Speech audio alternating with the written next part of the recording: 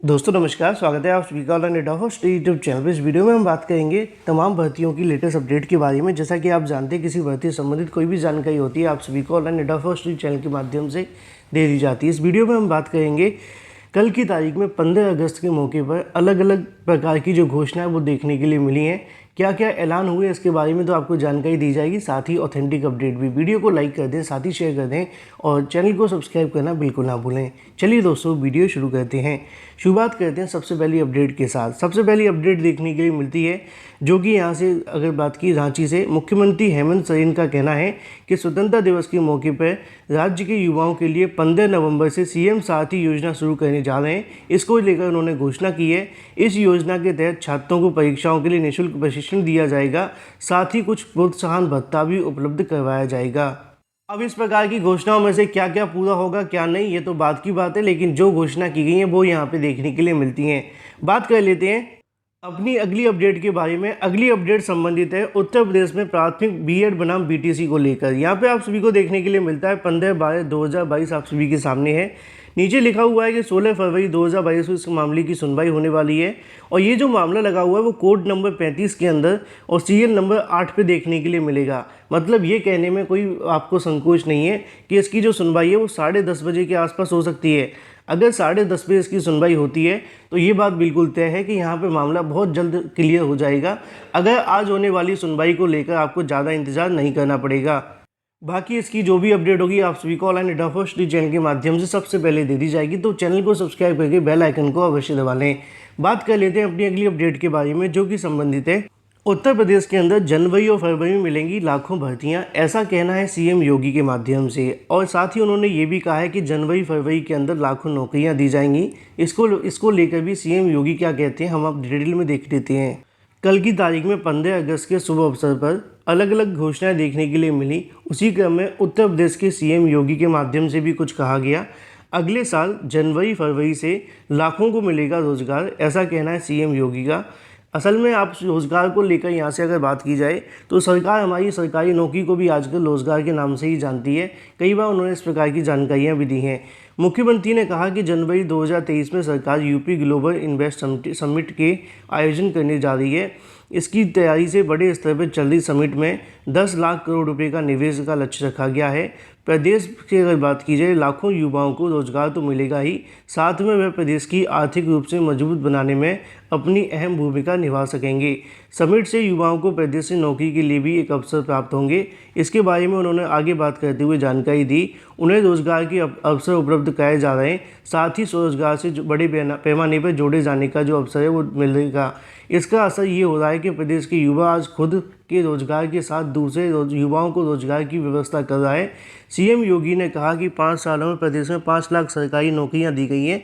इसके अलावा 1.68 करोड़ युवाओं को निजी क्षेत्र में विभिन्न रोजगार उपलब्ध करवाए गए हैं। इतना ही नहीं, प्रदेश के युवाओं को सशक्त बनाने के लिए 60 लाख से अधिक युवाओं को स्वरोजगार से जोड़ा गया है, जिससे प्रदेश में बेरोजगारी की जो दर है भारी गिरावट देखने के लिए मिली है।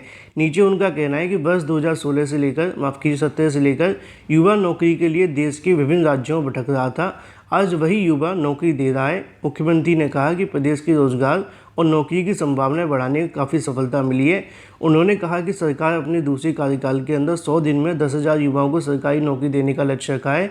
इसको समय से पहले 100% पूरा कर लिया गया था। इसके साथ ही प्रत्येक परिवार में कम से कम एक को रोजगार उपलब्ध कराने के लिए यहाँ से प्रदेश में परिवार आईडी बनाकर किसी भी रोजगार से वंचित परिवार को प्राथमिकता पर रोजगार समुचित अवसर जल्द उपलब्ध कराए जाएंगे। फिलहाल ये थी सीएम योगी के द्वारा की गई कल की तारीख में घोषणा। बात कर लेते हैं नई प्राथमिक शिक्षक भर्ती के बारे में। सुपर टीईटी 2022 के विज्ञापन को लेकर उत्तर प्रदेश में प्राथमिक भर्ती के विज्ञापन को लेकर बहुत बड़ी विडंबना है। 2 दिन पहले ही समाचार पत्रों में जानकारी निकली थी कि उत्तर प्रदेश के अंदर 1.25 लाख से ज़्यादा पद खाली हैं, जिसको हम 1,26,000 जानते हैं, और ये PAB की बैठक के अंदर देखने के लिए मिला था।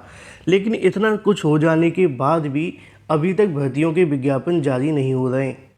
सूरत हाल क्या है वो आपको यहाँ से देखने के लिए मिल जाएगा। बिगड़ता जा रहा है शिक्षक व छात्रों का अनुपात। नीचे लिखा हुआ है कि शिक्षक और छात्रों का जो अनुपात है बिगड़ रहा है। असल में प्राथमिक शिक्षा की शैक्षिक गुणवत्ता की बेहतरी व सवाल जिला मुख्यालय पर दम तोड़ता नजर आ रहा है। शिक्षक व छात्रों का अनुपात बेमेल हो गया है। नगर क्षेत्र के 38 प्राइमरी लगभग 4,500 छात्रों का नामांकन है, जबकि उन्हें पढ़ाने के लिए शिक्षक व शिक्षा मित्रों को मिलाकर 102 अध्यापक हैं। 30 बच्चों पर एक शिक्षक की नियुक्ति किए जाने के मानक को लेकर, लेकिन नगर क्षेत्र में औसतन एक ही अध्यापक पर 44 से 45 बच्चों का बोझ है। आलम यह है कि 38 में से 10 विद्यालय तो केवल एक शिक्षक के भरोसे चल रहे हैं।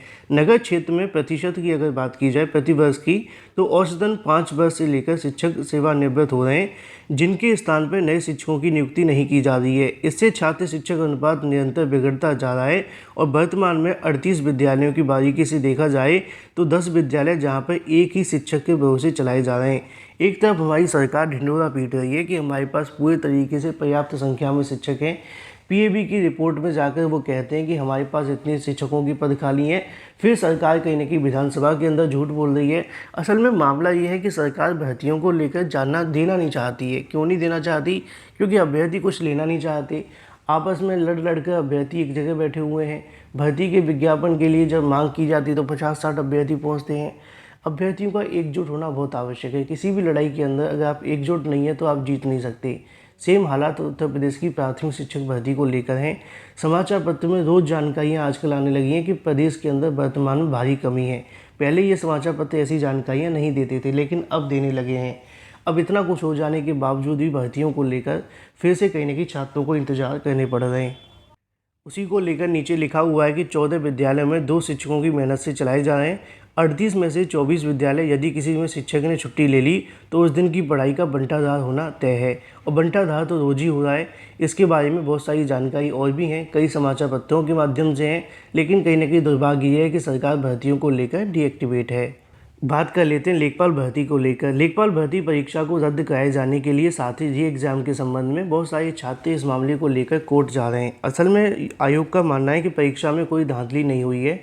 एसटीएफ का मानना है कि परीक्षा के अंदर जो पेपर है वो निकला था, लेकिन किस सेंटर से निकला था इसकी जांच वो अभी कर रहे हैं। अब ये जांच कब तक होगी ये तो नहीं पता, लेकिन ऐसी जांच 68,500 में हुई थी, ऐसी जांच 69,000 में भी हुई थी, एडिट जूनियर में भी हुई थी, लेकिन इसका रिजल्ट क्या हुआ किसी को नहीं पता।